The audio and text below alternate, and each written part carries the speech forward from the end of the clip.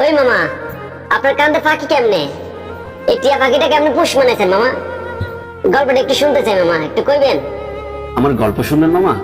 আচ্ছা শুনুন, বলি তাহলে। আমি মামা রিক্সা চালাই। এই ধরেন বছর 15 ধইরা।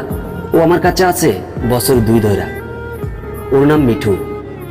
রিক্সা চালানোর সময় টোকাইয়া পাইছিলাম। ছোট্ট একটা বাচ্চা রাস্তা পরে ট্যাও ট্যাও করতেছিল। আমি না নিলে গাড়ির নিচে পইরা মইরা থাকতো। মায়া হইল দেখা বাড়ি নিয়ে গেলাম। গরিব মানুষ আমি, নিজে যা খাইতাম ওরও তাও দিতাম। শুরুর দিকে তেমন খাইতো না, পরে অবশ্য আর সমস্যা হয় নাই।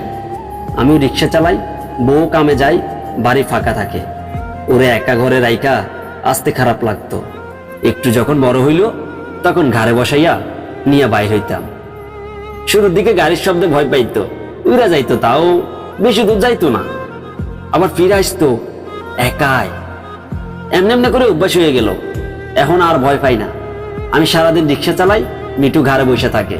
মাঝে মাঝে বাদাম কিনলে আমার মুখে থেকে খায়। অনেক যাত্রীরা আবার ওরে বাদাম কলা কিনায় দেয়।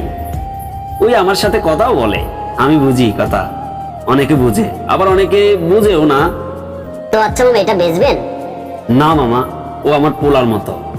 সন্তান কি কোটি টাকা হলেও বেচা যায় নাকি মামা, বলেন তো?